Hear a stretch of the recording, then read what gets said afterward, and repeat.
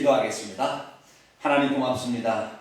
오늘도 좋은 날을 저에게 허락하시고 주의 말씀을 듣는 자리에 불러주셨으니 하나님 말씀으로 온전히 변화되게 도와 주시옵소서. 우리 주 예수 그리스도의 이름으로 기도하옵나이다. 아멘. 오늘 시간에는 로마서 강의 12번째 시간으로 성화의 첫 단계에 대해서 함께 말씀의 은혜를 나누기를 원합니다. 자, 사람이 죄를 지은 것을 용서받는 것이 좋을까요? 죄를 아예 안 짓는 게 좋을까요? 아예 안 짓는 게 좋을까요? 네. 죄를 지은 쪽쪽 용서받는 게 좋을까요? 죄를 아예 안 짓는 게 좋을까요? 안 짓는 게 더 좋을 것 같죠? 네. 뿌리를 잘라야 될 거 아니에요, 그죠? 뿌리를. 예전에 우리의 우리의 아버지 또래 이런 어르신들은 옛날에 겨울 되면은 할 일이 없어요. 옛날에는 지금은 뭐 비닐하우스라고 뭘 농사를 짓는데 옛날에는 할 일이 없으니까 사랑방에 이렇게 모여가지고 맨날 화돌을 치고 뭐 이렇게 뚜댕이라고 하는가 뭐 이렇게 봐가지고 돈을 따는 그런 일을 했다는 말이죠. 그렇죠? 네, 맨날 노름을 했어요. 뭘 했다고요? 노름을 했다니까요. 옛날에는 노름을 했어요. 옛날에 남자들 우리나라에 지금부터 한 30년, 한 50년 사이에는 노름을 하고 기생을 거느리는 것을 남자들이 취미로 알았습니다. 남자들이. 그래서 맨날 부인네들이 그것 때문에 힘들었어요. 노름에서 집안 다 팔아먹고 기생질 해가지고 거기다 퍼나르니까 이게 문제가 됐어요. 자식을 또 낳게 되면 그 자식을 또 이렇게 입적을 하느냐 마느냐로 막 싸우게 되고 어떤 집에서는 첩까지 같이 뭐 형님 동생하고 사는 데도 있었지만 둘이 막 싸워가지고 그리고 이 첩자식은 사람 취급도 안 해가지고 그 밑에 있는 똑같은 나이인데도 서로 간에 이렇게 학교를 다니는데도 서로 간에 막 미워하고 막 이랬단 말이에요. 그런 일이 있었어요. 그래서 이 노름을 하는 사람들의 손을 잘라버려야 돼. 노름을 하지 못하도록. 그런 말이 있었죠. 손을 잘라버리면 뭘로 한다고 그래요? 발로 한다고 그러죠. 예. 손을 잘라버리면 발로 한다. 예? 한번 그게 빠지게 되면 이게 헤어나올 수가 없는 것이죠. 이게 바로 죄하고 비슷한 거예요. 한번 죄에 오염이 돼버리면 죄를 안 지을 수가 없는 그런 상태가 된다는 말이죠. 그래서 오늘 시간에는 뭐냐? 우리가 어쩔 수 없이 어떤 죄의 본성에 사로잡혀서 어쩔 수 없이 끌려가는 우리가 어떻게 하면 거기에서 벗어날 수 있는가에 대한 해법이 오늘부터 시작이 되는 것입니다. 그래서 이 로마서에 있어서 로마서 5장 12절부터 새로운 역사가 시작이 됩니다. 새로운 역사가 8장 39절까지 새로운 역사가 시작되는데 여기에서는 죄의 뿌리, 죄의 근원으로부터 우리가 탈출할 수 있는 법을 알려주는 거예요. 그래서 로마서가 크게 세 부분이지 않습니까? 크게 구원에 관한 교리 1장부터 8장까지 구원에 관한 교리 9장부터 11장까지는 인간 구원, 유대인과 이방인의 구원, 이스라엘과 교회의 구원에 관한 이야기가 9장부터 11장까지, 그 경륜에 관한 이야기가 9장부터 11장까지고 12장부터 16장까지는 그리스도인이 이제 생활하는 거에 대해서 믿는데 어떻게 생활할 거냐 이렇게 세 부분으로 되어 있다면 앞에 첫 부분 구원에 관한 교리 부분이 1장부터 8장 39절까지 가는데 여기는 크게 또 세 부분으로 되어 있어요. 서론 부분 빼고 1장 18절부터 3장 20절까지는 죄의 문제와 칭의의 문제를 죄의 문제죠. 죄의 문제와 죄의 문제를 얘기하고 있고 그 다음에 3장 21절부터 5장 11절까지는 칭의의 문제를 얘기하고 있고요. 그 다음에 5장 12절부터 8장 39절까지는 성화의 문제를 얘기하고 있습니다. 성화라는 것은 우리가 더 이상 죄를 짓지 않냐고 거룩함에 이르는 삶을 살기 위한 방법을 제시하는 것이죠. 그래서 이 로마서 5장 12절부터는 이 죄라는 단어가 나오게 될 때 한 번도 복수로 나온 적이 없어요. 전부 단수예요. 그러나 그전에는 전부 복수로 나와요. 죄들이라고 나와요. 우리 개혁성경에는 그렇게 표현 안 됐지만 그래서 죄들이라는 것은 죄의 본성이 마음으로 나타나든지 말로 나타나든지 행위로 나타나는 것을 죄들이라고 그러고 그것이 우리 안에 있어서 꿈틀거리는 에너지처럼 우리에게 있다가 어떻게 표출되기 직전에 그런 우리 마음을 장악한 죄된 어떤 상태, 죄된 본성이 가득한 상태를 그 죄라는 원죄 또는 그 본죄라고 얘기하는 어떤 그런 죄의 본성이 있는 그런 부분을 얘기하는데, 우리의 문제는 뭡니까? 자, 아까 얘기했습니다. 우리가 죄를 지으면 죄를 지은 쪽쪽 회개해서 용서받는 게 좋아요? 아니면은 죄를 아예 안 짓고 사는 게 좋아요? 죄를 안 짓고 사는 게 좋죠. 죄를 안 짓고. 그러면 그런 방법이 있느냐 물어보는 사람이 있어요. 죄를 안 짓고 살 수 있느냐? 있어요. 그런 방법이 있다니까요. 그래서 오늘 이 시간에는 그 죄를 안 짓고 살려면 어떻게 해야 되느냐, 죄를 안 짓고 살려면 어떻게 하느냐, 그 방법이 있어요. 그 방법을 이 바울은 로마서에서 이 얘기를 하는데 그 핵심이 6장, 7장, 8장이에요. 그 중에서 6장하고 8장이 그 핵심이에요. 그래서 오늘은 그 6장에 관한 이야기입니다.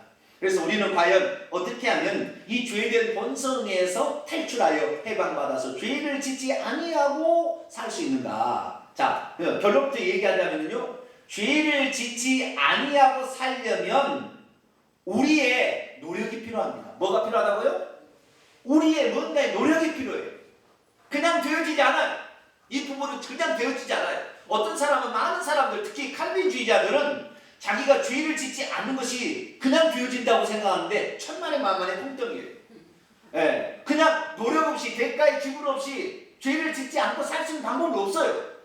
그래서 우리가 그 하나님께서 하신 일에 대한 태도를 바꾸고, 그리고 우리 자신을 어떻게 조성해 나가느냐에 따라서 죄를 짓지 아니할 수 있고 죄를 지을 수 있어요. 그런데 분명한 사실은 죄를 짓지 않고 살 수 있는 방법이 성경에 계시되어 있다는 겁니다.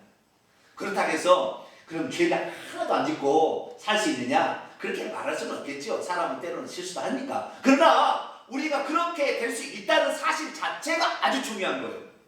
우리가 아예 할 수 없다고 한다면 우리는 자포자기하겠지만, 우리가 죄 짓지 아니하고 살 수 있는 방법이 있었구나. 그리고 하루를 되돌아볼 때도 24시간 안에 죄를 짓지 않고 살 수 있는 시간이 있다니까요. 그 방법을 얘기하는 거예요. 그래서 오늘은 그 방법을 온전히 깨달아서, 오늘은 그 첫 번째 방법입니다. 첫 단계입니다. 로마서 이제 8장에 가면 두 번째 방법이 있어요. 오늘 첫 번째 방법을 배우게 될 겁니다. 이 첫 번째 방법만 터득한다 할지라도 우리 자신의 놀라운 변화가 있어요. 자, 그러면 우리가 죄된 본성으로부터 해방받는 길, 다시 말해서 죄를 아예 짓지 아니하고 살 수 있는 방법이 뭐냐? 이 부분에 대해서 함께 살펴보기를 원합니다. 자, 6장 1절입니다.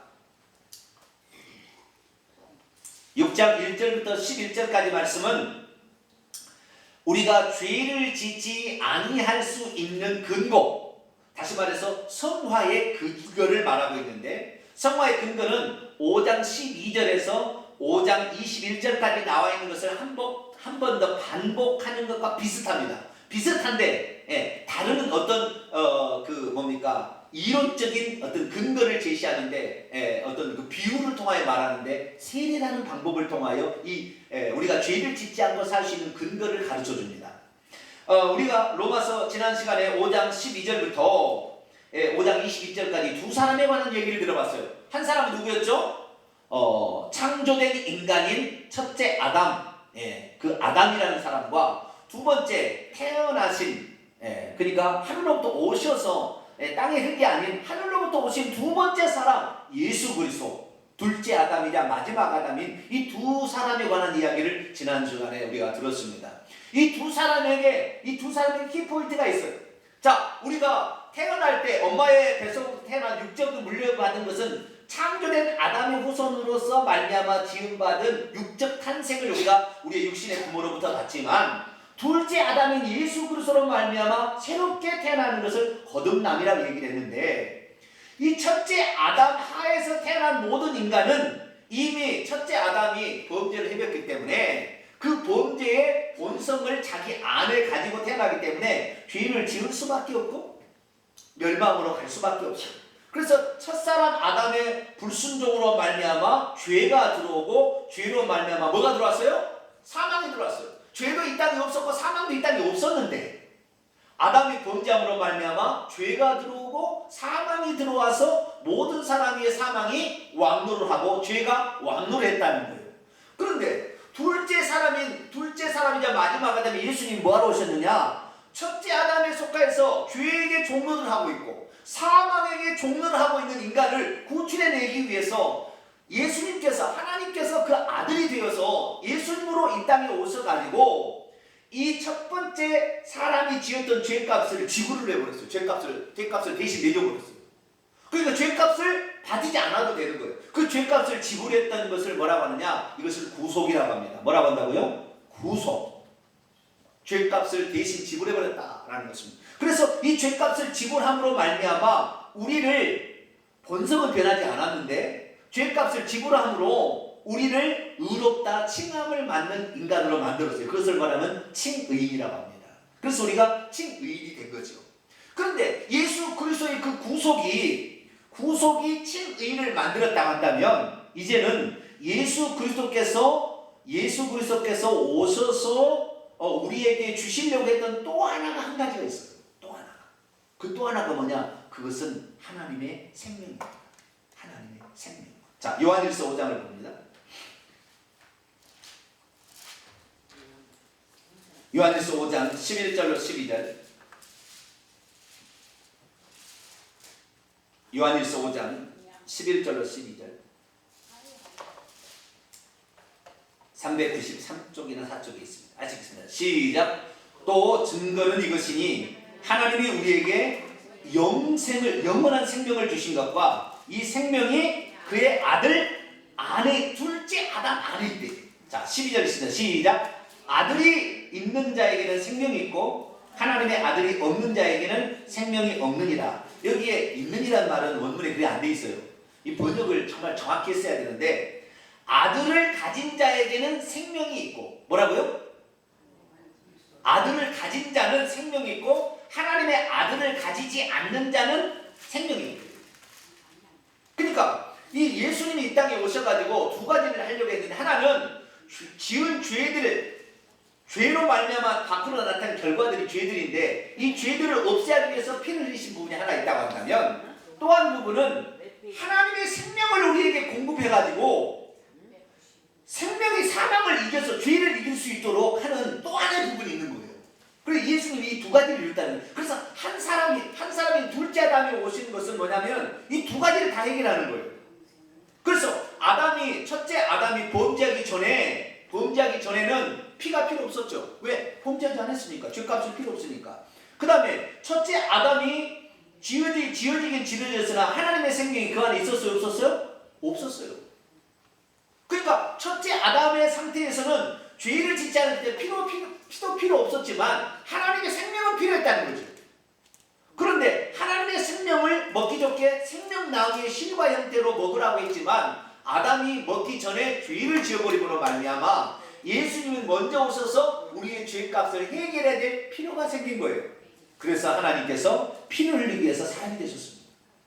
그래서 예수님께서 피를 흘려서 죄값을 지불해버렸어요. 그 신스라는 죄들의 값을 다 해결해버렸어요. 이것은 예수 그리스도를 믿음으로 또 우리가 회개하고 예수 그리스도를 믿음으로 해결되지만 또 하나의 부분이 있다는 거예요. 이것이 오늘 이 죄로부터 해방된 핵심 열쇠인데 그것은 하나님의 생명이에요.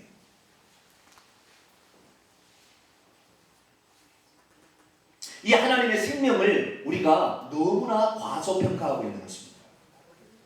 예수 그리스도를 믿으면 하나님의 생명이 우리 안에 보여집니다. 이것은 보이는 게 아니에요. 하나님의 생명이 보인다 안 보인다? 안 보여요. 안 보여요. 하나님의 생명은 안 보여요. 근데 하나님의 생명은 이 우리의 영 안에 들어오게 되면 그 생명이 우리 안에 들어와 있다는 것을 우리가 초감각적으로 초경험적으로 알게 돼 있어요. 이것은 어떻게 설명은 안 됩니다. 설명은 안 되는데요.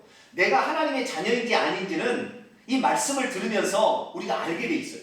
이 말씀을 들으면 알게 됩니다. 저는 예수 그리스도를 고등학교 2학년 때 예수를 믿었는데 예수 믿으면 죄사함 받고 천국 간단다 그래서 죄사함 받고 천국 가는 모양이다 그랬는데 사실은 두 개 부분이었어요. 죄사함 받는 것과 천국 가는 부분에 있어서 하나님의 생명이 없는 사람은 천국에 못 들어갑니다. 죄사함 받는 것은 타락하기 이전의 상태로만 바꿀 뿐이지 하나님의 생명이 아직 안 들어갔잖아요. 그러니까 하나님의 생명이 있어야 천국에 들어가는데 이 하나님의 생명이 예수 그리스도를 믿을 때 주어졌다는 거예요. 모든 사람에게 주어졌는데 이 하나님의 생명을 주의하지 않는 것입니다. 그래서 이 하나님의 생명이 내 안에서 활동하도록 해야 되는 거예요. 그리고 내 안에 활동해서 그 생명이 충만하면 예수 그리스도께서 사망을 하나님의 생명으로 이겨버리거든요.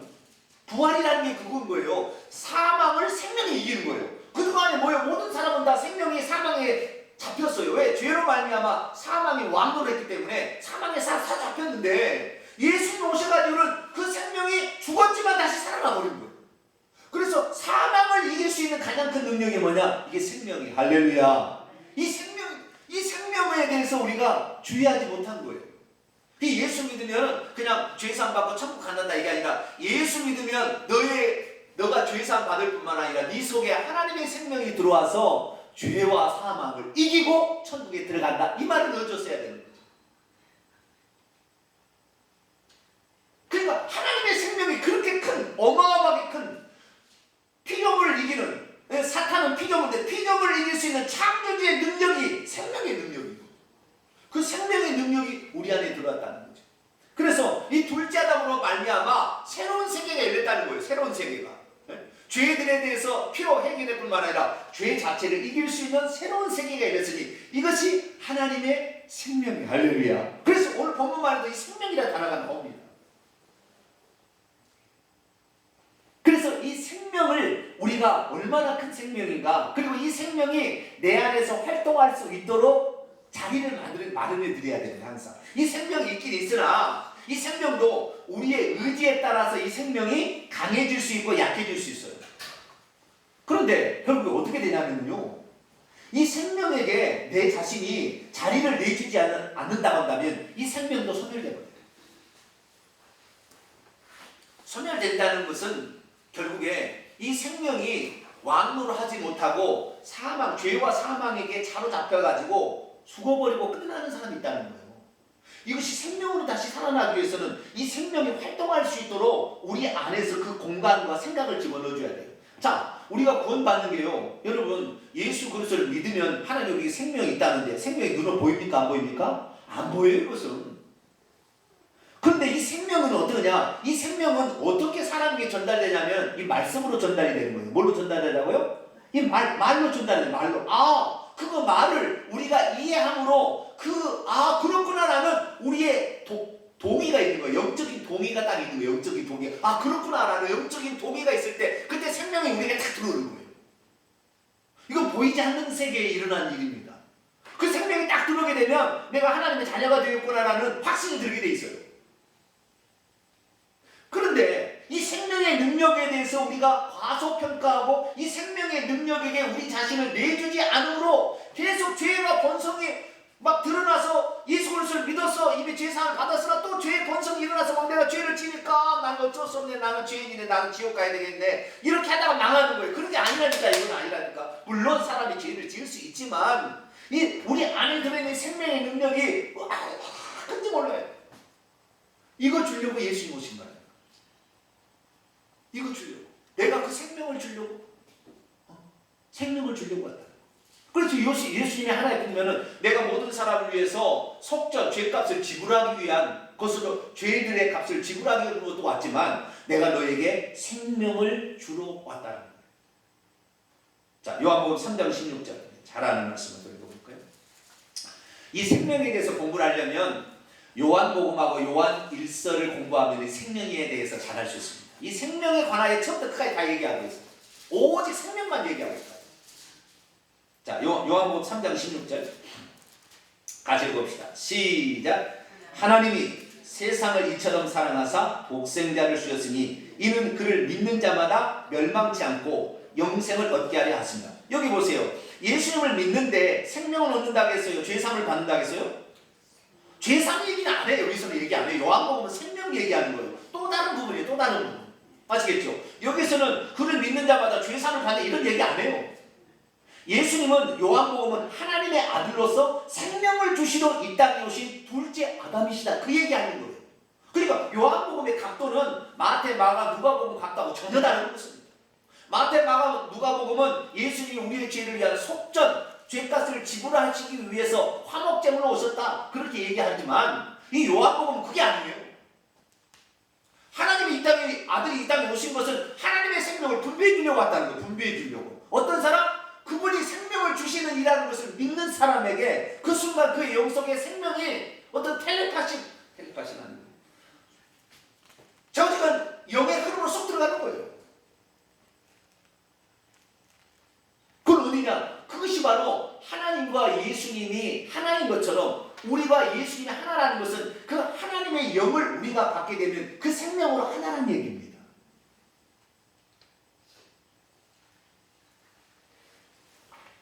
그래서 우리가 요한복음을 읽는 것은 이 생명으로 충만하는 방법을 더 많이 알 수가 있어요.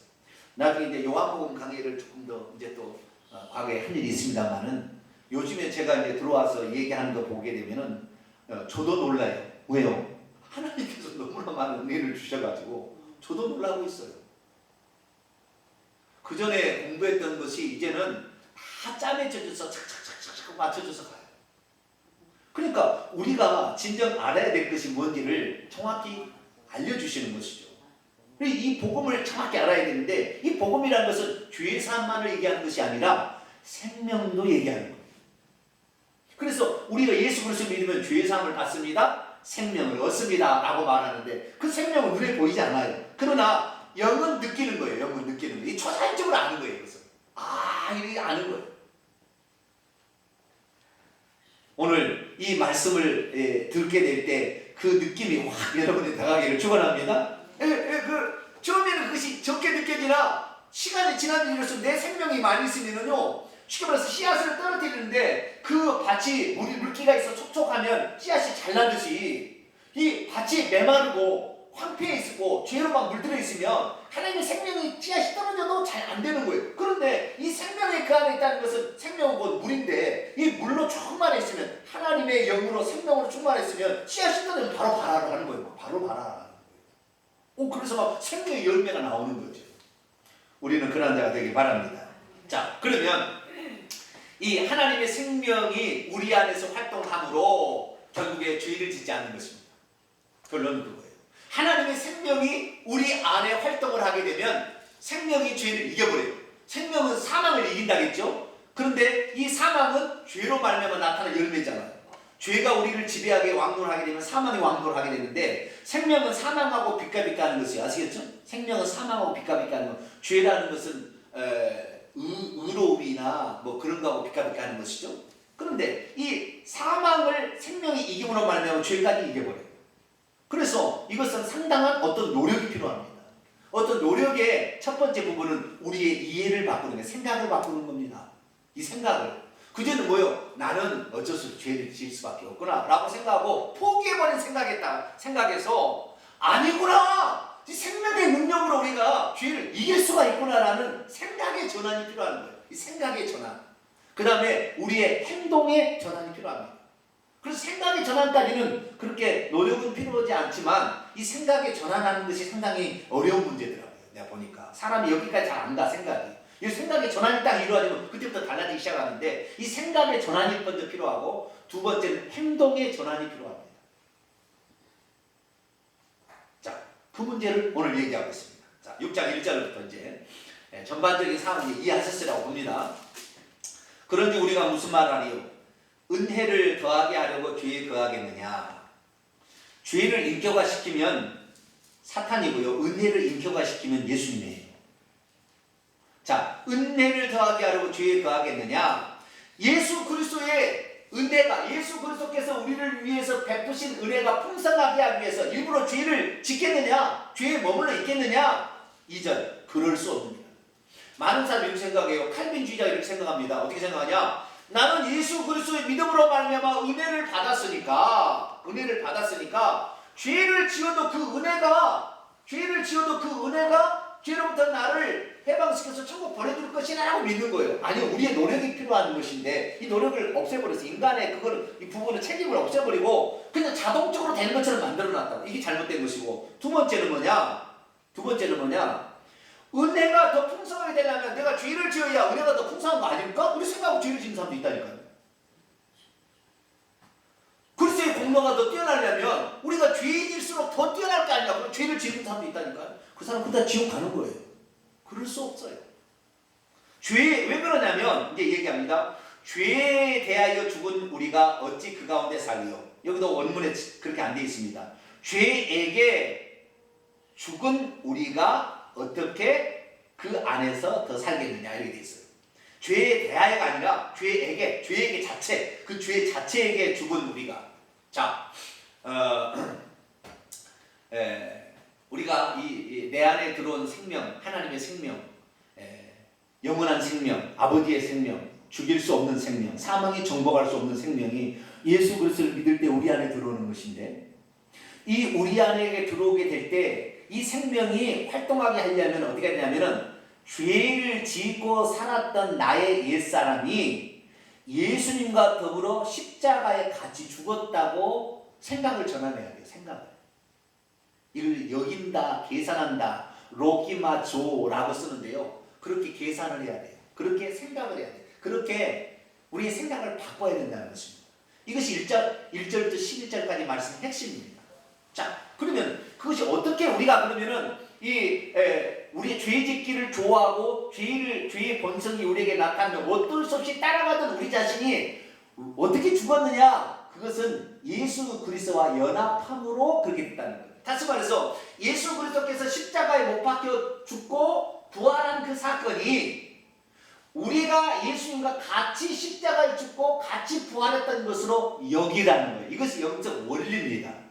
예수님은 우리의 예표예요. 우리가 장차 될 일을 예수님 먼저 경험하시니까 그분이 하시는 것은 곧 내가 할 일을 먼저 했다고 생각하고, 예수님이 십자가에 못 박힐 때에 우리도 같이 못 박여서 같이 죽어버렸고, 이 죽은 것은 옛사람이 죽은 거예요. 죄를 짓기를 좋아했던 옛사람이 죽은 것이고, 다시 새 생명으로 다시 살아나는 것은 하나님이 주신 생명으로 사망을 정복한 아버지의 생명이 들어와서 그것을 이겨버림으로 살아나는 이 부활 생명이 여러분에게 있기 때문에 여러분이 그렇게 여기라는 거예요. 아시겠죠? 요게 여긴 거예요. 그러면 이것이 우리가 이런 예수 그리스도께서 십자가에 죽고 다시 부활했다는 것을 우리가 어떻게 느낌으로 그리고 피부로 우리의 생각으로 전환하느냐, 그것은 세례와 원리가 똑같다는 겁니다. 뭐하고 똑같다? 세례와 똑같다는 거예요. 세례는 왜요? 옛날에 내가 죄 짓던 내가 죄인이 세례를 통하여 우리의 죄를 씻어버리고, 그리고 죄값을 지불해서 씻어버리고 다시 산다는 부분이 있다고 한다면 요 세례라는 의미는, 이 세례라는 의미의 그 외적인 의미예요. 내적인 의미는 그게 아닙니다. 세례입니다.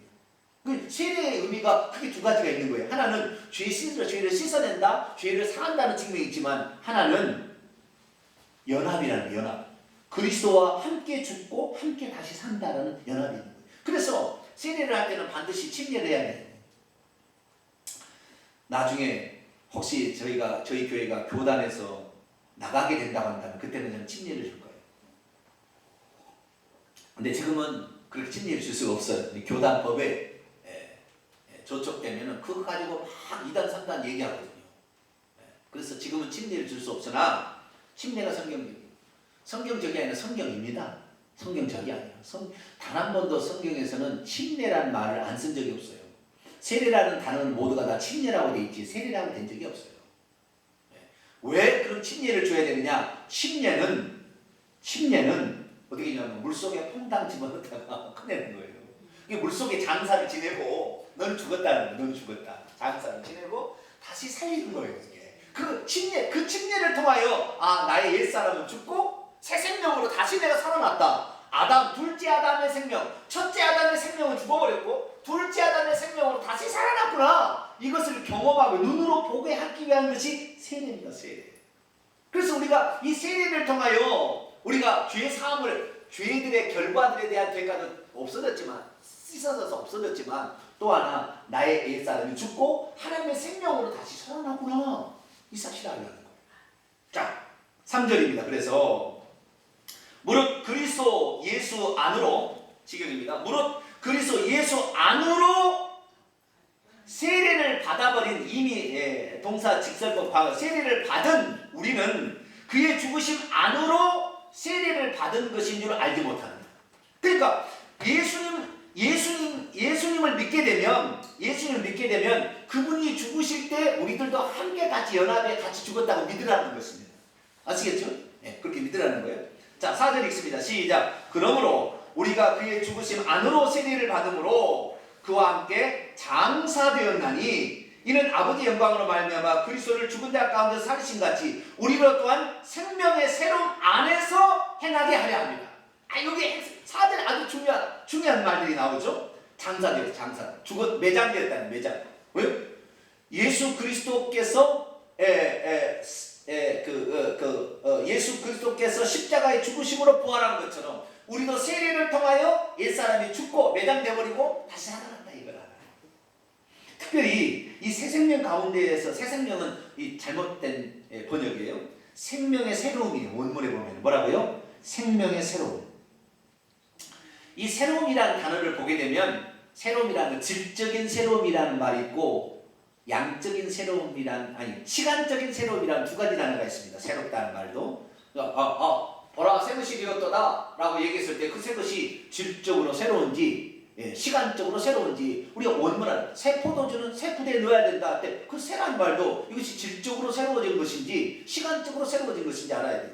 새 하늘과 새 땅은 질적인 새로움 또는 시간적 새로움이 어디를 해야 되겠어요? 다 질적인 새로움이에요. 성경의 대부분 다 질적인 새로움입니다. 여기서도 뭐냐면 질적인 새로움이에요. 이 생명은 질적으로 다르다는 거예요. 우리가 과거에 첫째 아담으로 물려받은 육체의 생명과는 질적으로 다르다는 거예요. 그렇게 행하려 하려고 우리가 죽고 다시 산다는 거예요.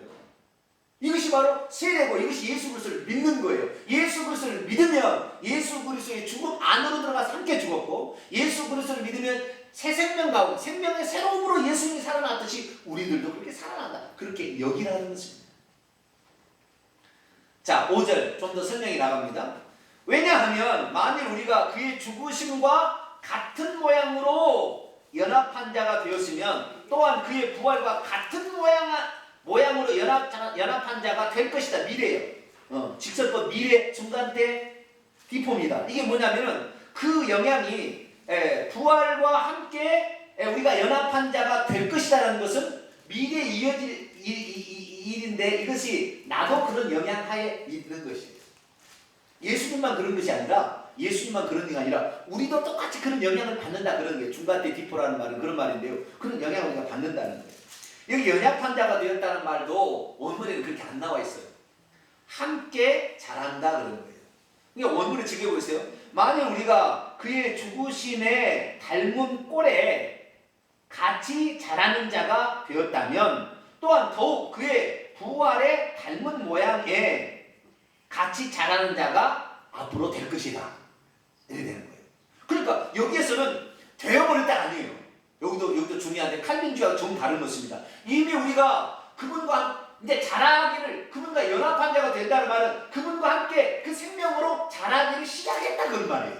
그러니까 우리가 얼마나 그 생각을 전환시켜서 이제는 우리가 새 생명 가운데서 행해야 되겠구나는 생각을 가져야 되고 이 생각과 더불어 행동적으로 옮기게 되므로 그 생명이 내 안에 충만케 되고 나를 주관하게 된다는 거죠. 그런데 칼빈주의는 뭐냐면 예수 그리스도를 믿었으면 과거, 현재, 미래대를 다 상 받으시니까 천국 당신은 구원을 받았다 해버림으로 아무런 일도 안 해도 되는 것처럼 생각을 만든다는 거예요. 그런데 대부분 상도들이 아무렇지도 예배 안 드는데 예배 왜 나가냐는 거예요. 그 시간에 다른 일 해야지. 그 시간에 취미생활하지 어떻게 예배 시간 나가냐는 거죠. 이런 영적인 말씀을 듣지 않으면 영이 깨닫지를 못하는데 세상 말 들어서 이런데 어디서 이런 말을 듣겠습니까? 이건 돈 억만금을 갖다 줘도 들을 수 없는 말이에요. 그런데 이 세상적인 사람들은 이 생명이 내 안에 들어온 이 둘째 아담의 생명이 자랄 수 있도록 환경을 마련해 줘야 되는데 이 가장 중요한 그 환경이 뭐냐면 예배의 환경입니다. 예배의 환경. 성경 공부 환경이 아니라 성경 공부 환경은 교정하는 시간이고요. 이 예배라는 환경, 이 설교라는 환경은 이 하나님의 말씀이 선포되어짐으로 쏙쏙 들어와 버려요. 할렐루야. 이 놀라운 일이 일어나는 거예요.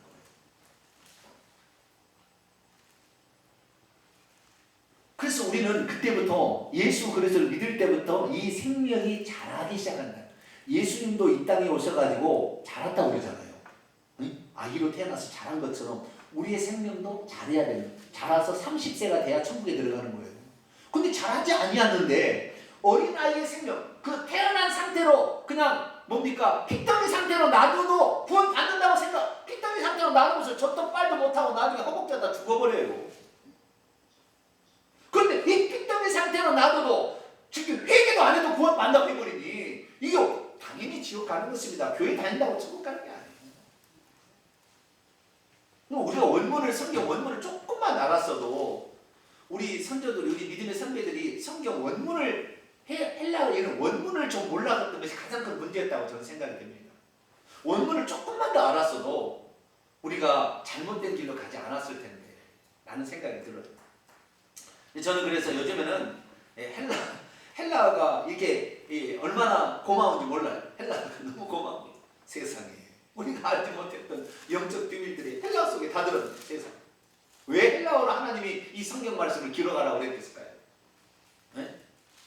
히브리 말로 안 되는 게 있는 거예요. 헬라어는요 아주 지적인 언어예요. 히브리어는 아주 감정적인 언어예요. 그렇기 때문에 헬라어는 엄청 지적이기 때문에 딱딱딱 가려는 거예요. 골수와 염과 이 관절과 골수를 찔러 쪼개까지 딱딱 수술을 해버린다니까요. 헬라어는 정확해버려요. 그러니까 우리가 분명히 알 수 있는 것이죠. 자, 그러면 이제 6절에 이제 아까 제가 얘기했던 것에 이 그 핵심 사항이 나와 있습니다. 6절을 같이 읽어볼까요? 시작. 우리가 알거니와 우리 옛사람이 예수와 함께 십자가에 못 박힌 것은 죄의 몸이 죽어서 다시는 우리가 죄에게 종노를 하지 아니하려 함이라. 자, 여기 중요한 게 나오죠. 우리가 이것을이라는 원문이 있습니다. 우리가 이것을 압니다. 이것이 뭐냐면 그 뒤에 나오는 거예요. 뭘 아는 것이냐? 우리의 옛사람이 뭐요? 아담의 본성으로 태어나서 죄짓고 있는 옛사람이 예수와 함께 십자가에 못 박혀 죽은 것은 왜 죽었냐면 죄를 짓고 있는 이 몸을 죽어라는 말은 원문에 그냥 무효화시켜, 무력화시켜, 활동하지 못하게 하여, 쓸모없게 하여 다시는 우리가 죄에게 종노하지 않도록 하기 위해서 십자가에 죽었다는 거예요. 자, 우리가 예수 그리스도를 믿게 된 것은 죄를 마음껏 지어도 된다고 허락하기 위해 면허증을 준 게 아니라 우리가 예수 그리스도를 믿게 된 것은 다시는 죄에게 종노를 하지 않기 위하여 예수님이 십자가에 죽었고 우리도 그를 믿는다는 거예요. 그런데 오늘날의 사람들은 그러잖아요. 예수 그리스도 믿으면은 아주 이제 죄를 지어도 괜찮은 면허를 따지는 것처럼 생각해. 나는 이제 죄를 지어도 난 천국 가겠구나. 그전에는 내가 지옥 갈 뻔했는데 예수 믿기를 너무 잘했어. 왜? 예수 믿으면 천국 간다고 했으니까. 이렇게 생각하는데 아니에요. 그러니까 죄를 짓죠. 그러니까 뭐 칼로 찔러도 뭐 살인해도 살인죄도 그 천국 간다고 생각하니까 사람을 찌르는 거예요.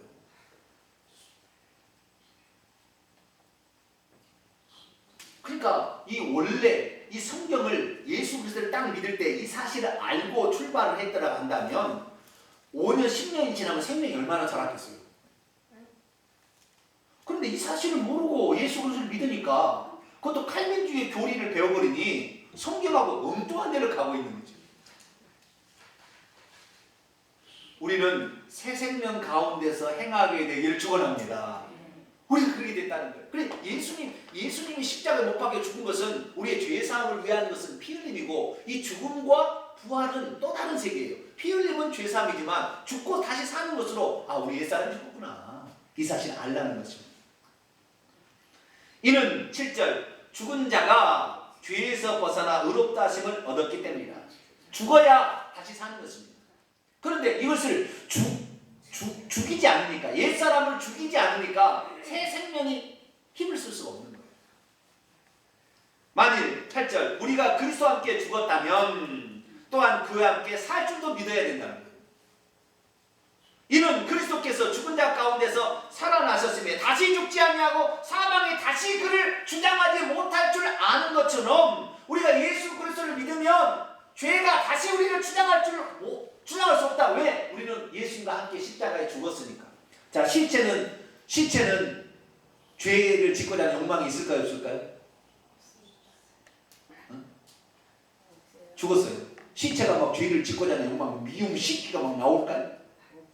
죽어버리면 끝나는 거예요. 죽어버리면 끝나는 거예요.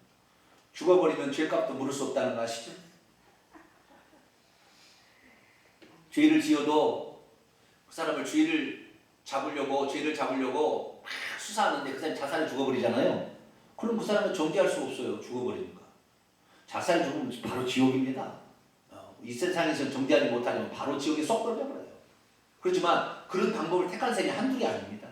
자기가 막 조사가 들어오니까 죄가 드러날 것 같으니까 자살해서 죽는 거예요. 왜? 죽음으로 나를 정죄할 수 없지 않게 내가 안고 가겠다는 거잖아요. 안고 지옥에 가는 것입니다. 바로 지옥에 떨려버립니다. 그래서 우리가 예수 그리스도께서 십자가에 죽으신 것이 우리의 죄값을 위해서 죽었다 이렇게만 생각하지 마시고 우리의 옛사람을 죽이기 위해서 죽었구나. 그것도 하라는 것이죠. 그래서 10절 11절 이제 결론입니다. 첫 번째 분의 결론이에요. 결론 읽습니다. 시작. 그가 죽으심은 죄에 대하여 단번에 죽으심이요 그가 살아계심은 하나님께 대하여 살아계심이니 이와 같이 너희도 너희 자신을 죄에 대하여는 죽은 자고 그리스도 예수 안에서 하나님께 대하여는 살아있는 자로 어떻게 하라? 여길지어다. 로기조마이.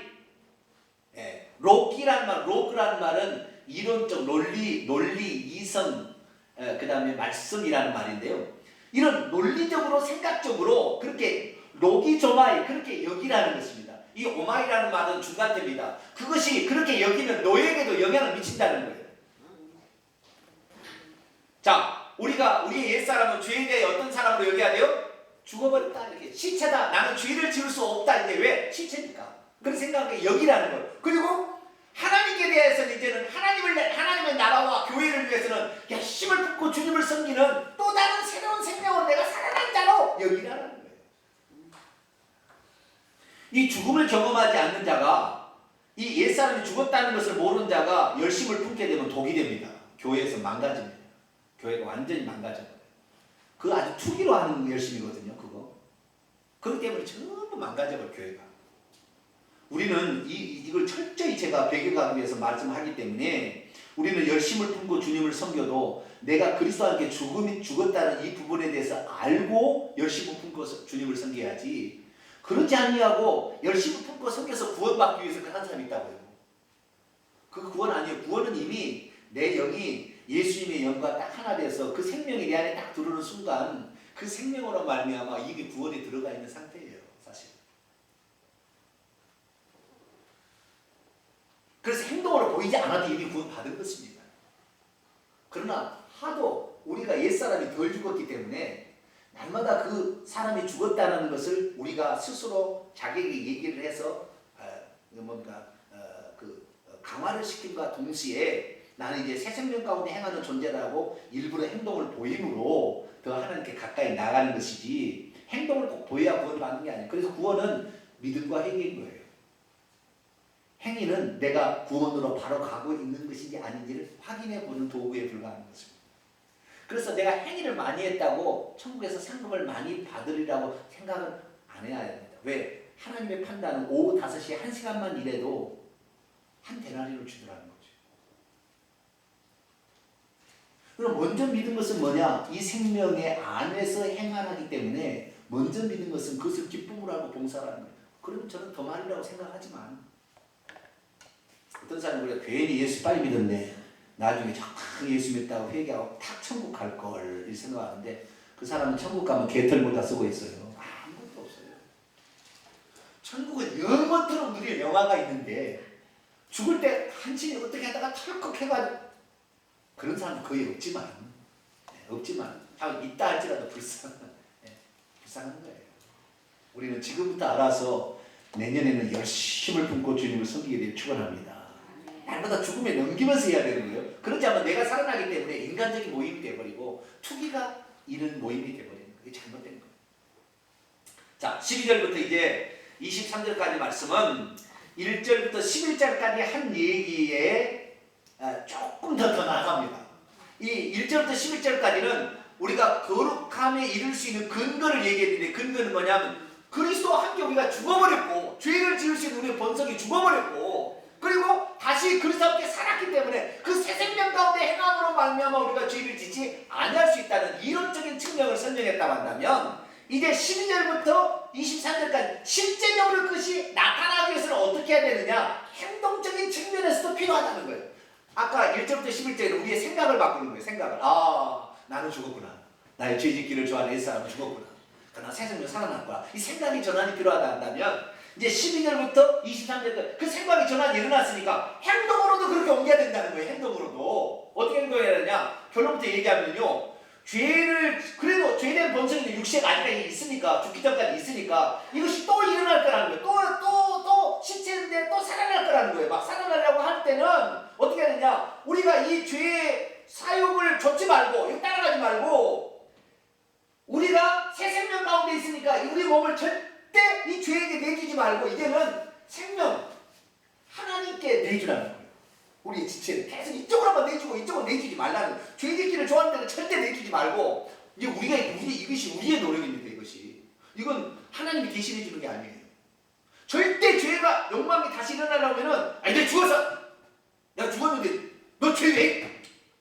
그리고 죄를 나무라고 죄한테 내주지 말고 새 생명에게 내 자신을 내주라는 거예요. 계속 이쪽만 내주게 되면 결국에 이 생명의 끝은 영생이고 그러나 만약에 우리가 이 새 생명에 하나님에게 우리 자신을 내주지 아니하고 이 죄에게 내주게 되면 결국에 끝은 사망 지옥이라는 거예요. 그 얘기입니다. 그래서 23절 죄의 싹은 사망. 계속 죄에게 자기 자신을 내주면 죄의 그 노동 대가는 임금은 사망이지만 그러나 하나님의 선물은 우리 주 예수 그리스도 안에서 영생. 안에 있는 게 아니라 안에서 영생이다. 네? 자 21절로 22절을 봅니다. 이것이 이제 결론입니다. 시작. 너희가 그때 무슨 열매를 얻었느냐? 이제는 너희가 그 일을 부끄러워하나니 그의 마지막은 사망. 죄에게 자신을 내주면 결국에 뭘 한다고요? 사망, 지옥에 간다는 거죠. 사망이라는 건 하나님의 생명이 없는 것입니다. 하나님의 생명이 없는 것이 지옥이에요. 자, 22절 있습니다. 시작. 그러나 이제는 너희가 죄로부터 해방되었고 하나님께 종이 되었으니 거룩함이 이른 열매를 맺는다. 그 마지막은 영생이라. 여기서 맺었다는 말은 이미 과거 표현이 아니고 원문에는 현재 직설법 능동태입니다. 현재. 자, 원문을 제가 지금 22절. 그러나 지금 너희가 죄로부터 벗어나 해방된 후에 하나님께 종이 된 후에 거룩함 안으로 열매를 가진다. 그리고 그 끝은 결국은 영생이다. 이 계속해서 우리가 죄로부터 이미 해방되어서 하나님께 종으로 계속 나 자신을 드리게 되면 나중에 성화의 열매가 우리에게 나타난다. 그 말이에요. 나타난다.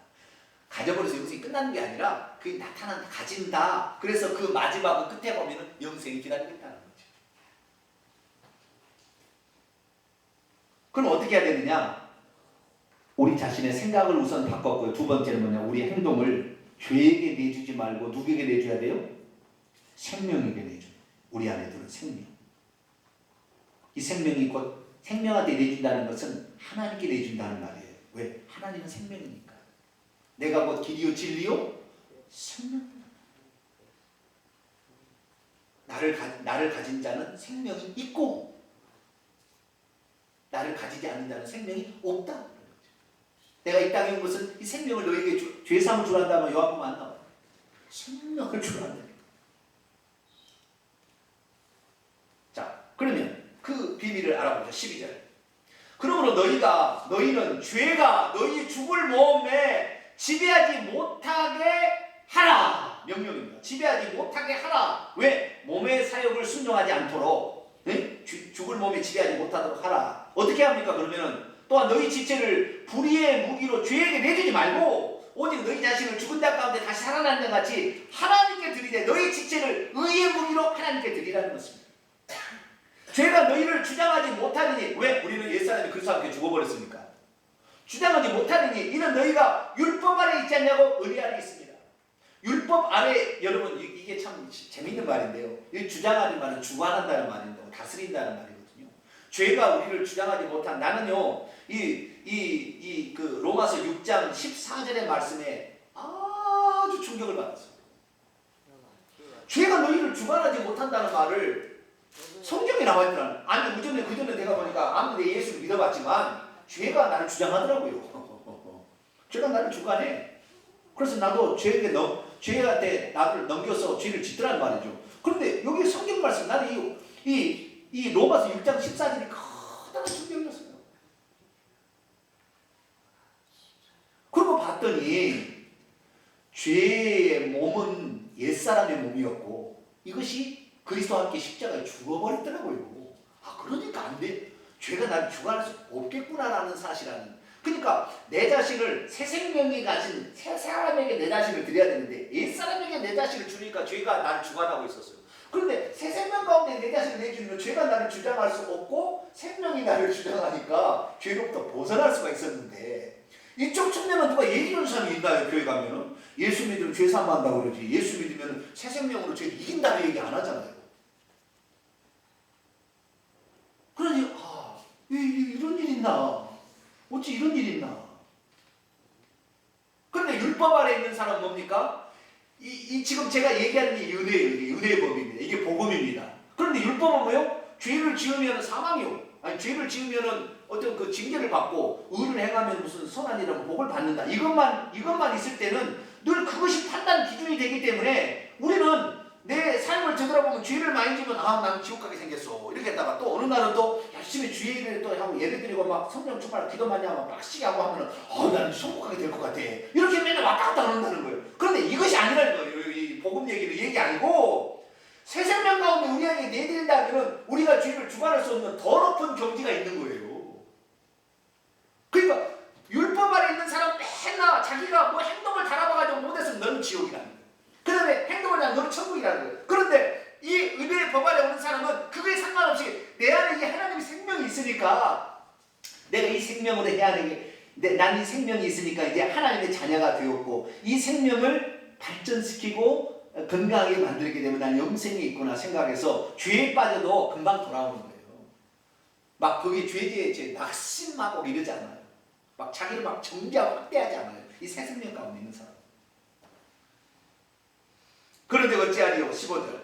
우리가 율법 아래 있지 아니하고 은혜 아래 있으니 그렇다고 죄를 지으리요? 그러면 은혜 아래 있다고 막 죄를 지어도 되느냐? 그럴 수 없느니라. 16절 영적 비밀이 나옵니다. 시작. 너희 자신을 종으로 내줘 누구에게 순종하든지 그 순종함을 받는 자의 종이 되는 줄을 너희가 알지 못하느냐? 죄의 종으로 사망에 이르고 순종의 종으로 의에 이른다. 너희가 누구에게 죄에게 순종할래? 아니면은 의에게 순종할래? 의는 우리도 예수 그리스도가 주신 외적인 능력인데 이 능력을 의지하고 가게 된다고 한다면 이것이 순종으로 말미암아 내적인 열매까지 다 가져진다는 거예요. 17절. 그래서 하나님께 감사하리로다. 너희가 본래 죄의 종이더니 너희에게 전하여 준 바 교훈의 이 본을 마음으로 듣고 마음으로 딱 이해를 딱 하고 영으로 딱 이해를 한 다음에 순종하게 되면 죄로부터 해방되어 의에게 종이 될 수 있다는 거예요. 죄가 안 지을 수 있다는 거죠. 너희 육신이 연약함으로 내가 사람의 예대로 인간적으로 말하느니 전에 너희가 너희 지체를 부정과 불법에 내주어서 바쳐서 불법이 이룬 것처럼 이제는 너희 지체를 의의 종으로 내주어서 성화에 이르라. 너희가 죄의 종이었을 때는 의에 대해서 자유롭기 때문에 죄를 마음대로 지었겠지만 그러나 너희가 그때 무슨 열매를 얻었느냐? 이제는 너희가 그 일을 부끄러하니 그의 그 마지막은 사망이라.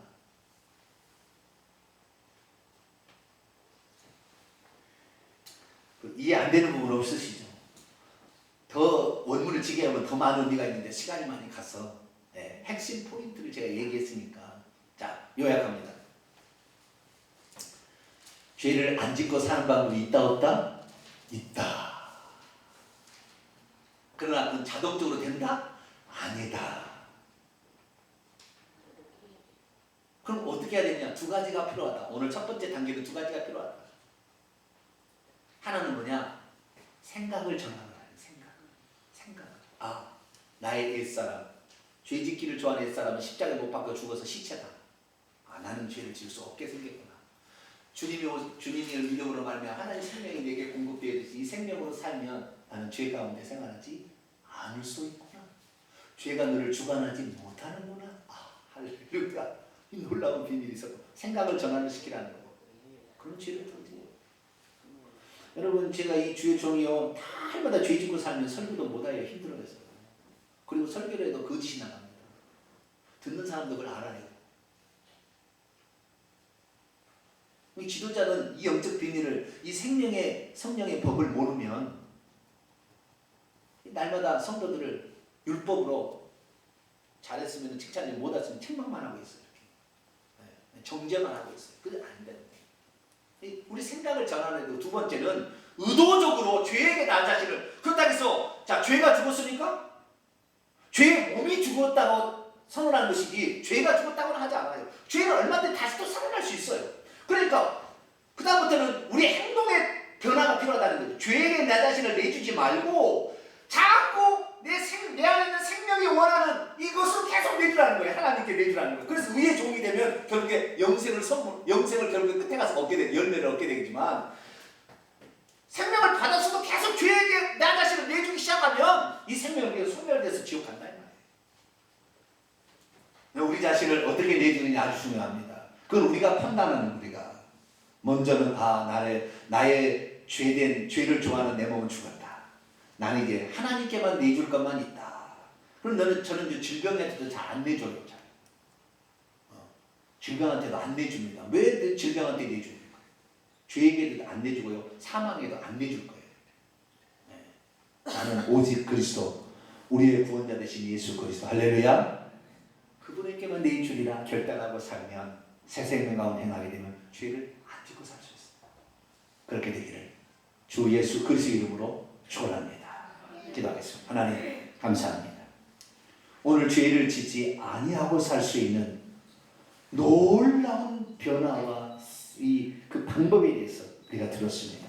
우리가 먼저 생각을 바꾸고 우리 행동을 바꾸면 우리는 예수님처럼 새 생명 가운데 사망이 주관하지 못하는 자가 되니 우리도 그렇게 되게 해 주옵소서. 우리 예수 그리스도의 이름으로 기도하옵나이다. 아멘.